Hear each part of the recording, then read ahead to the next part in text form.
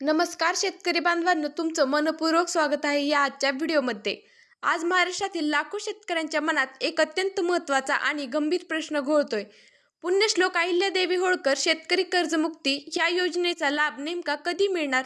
स्वतः मुख्यमंत्री देवेंद्र फडणवीस साहेबांनी 2 महिन्यात सर्व पात्र शेतकऱ्यांच्या कर्ज खात्यावर रक्कम जमा करण्याची हमी दिली आहे।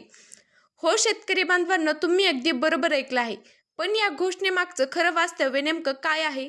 2 महिन्यात हे आश्वासन खरं पाळलं जाणार का? आणि आतापर्यंत कोणत्या विभागात किती कोटी रुपये वितरित झाले आहेत? हे सगळं सविस्तर आजच्या व्हिडिओमध्ये मी तुम्हाला सांगणार आहे। त्यामुळे शेतकरी बांधवांनो, हा व्हिडिओ अर्धवट सोडून जाऊ नका, शेवटपर्यंत नक्की पहा। पण त्याआधी शेतकरी बांधवांनो, जर तुम्ही आमच्या चॅनलवर नवीन असाल तर अशाच शेतकरी हिताच्या अधिकृत आणि खात्रीशीर बातम्यांसाठी आमच्या यूट्यूब चॅनलला नक्की सबस्क्राईब करा। शेतकरी बांधवांनो, आधी एक अत्यंत महत्त्वाची आणि गंभीर बाब नीट समजून घ्या। पुण्यश्लोक अहिल्यादेवी होळकर शेतकरी कर्जमुक्ती योजना जाहीर झाली तेव्हा राज्यभरातील लाखो शेतकऱ्यांना खूप मोठा दिलासा मिळाला होता। या योजनेसाठी राज्यात एकूण 56 लाख शेतकरी पात्र आहेत। त्यापैकी 32 लाख शेतकरी हे थकीत कर्जदार आहेत आणि या थकीत कर्जदार शेतकऱ्यांना या योजनेचा सर्वाधिक फायदा होणे अपेक्षित होते। पण शेतकरी बांधवांनो, प्रत्यक्षात परिस्थिती मात्र काही वेगळीच आहे आणि हे वास्तव ऐकून तुम्हाला नक्कीच धक्का बसेल।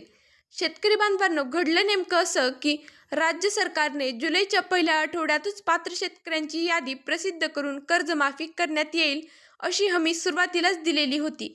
पण प्रत्यक्षात कर्जमाफीच्या प्रक्रियेतील अडचणी दूर करत करत जुलैचा शेवटचा आठवडा उजाडला।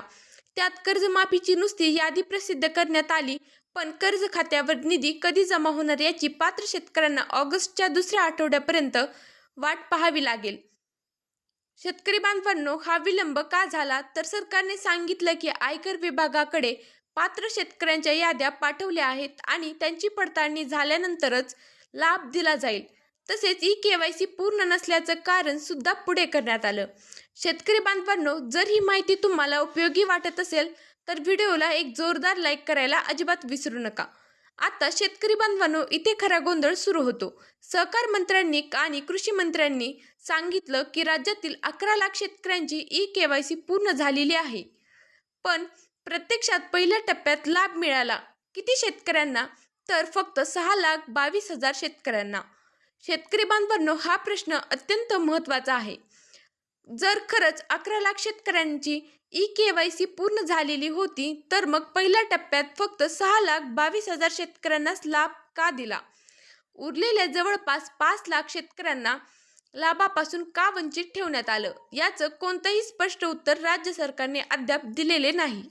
केवळ काही तांत्रिक त्रुटी असल्याचं मुख्यमंत्री म्हणाले, पण या तांत्रिक त्रुटी नेमक्या काय आहेत हे मात्र सांगण्यात आलेले नाही।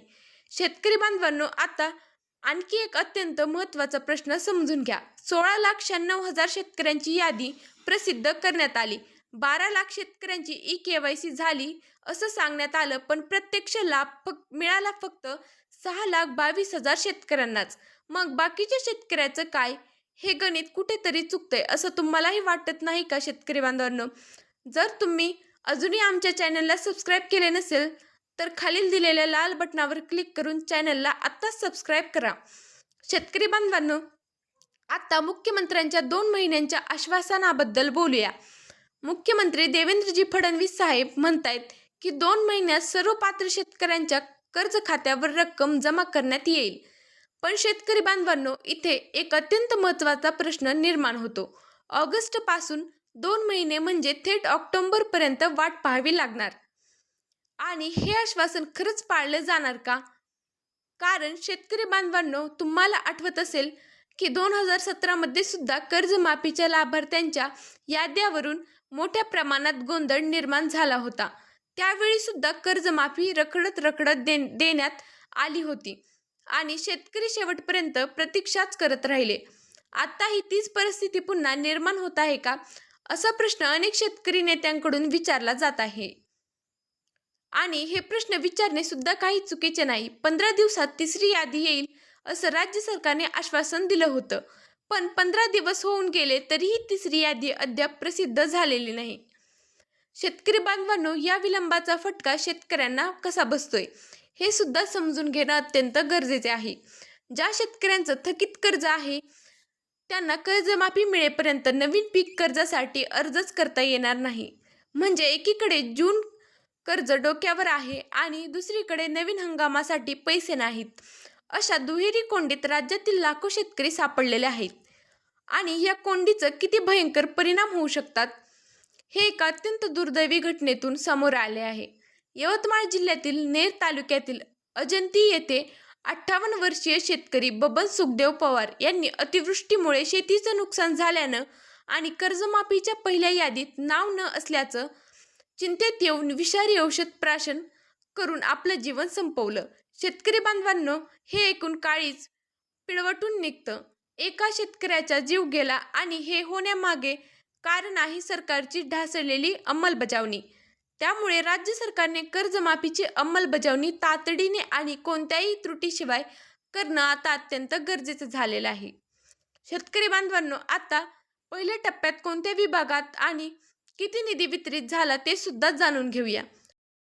अमरावती विभागात सर्वाधिक 13,072 कोटी रुपये वितरित करण्यात आले आहेत. छत्रपती संभाजीनगर विभागात 932 कोटी 60 लाख रुपये वितरित झाले आहेत. कोकण विभागात 108 कोटी 85 लाख रुपये वितरित करण्यात आले आहेत.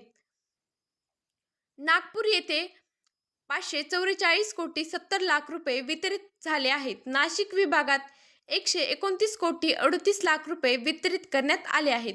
आणि पुणे विभागात 860 कोटी 96 लाख रुपये वितरित करण्यात आले आहेत. एकूण 5,289 रुपये 6,22,000 शेतकऱ्यांच्या कर्ज खात्यात जमा करण्यात आले आहेत.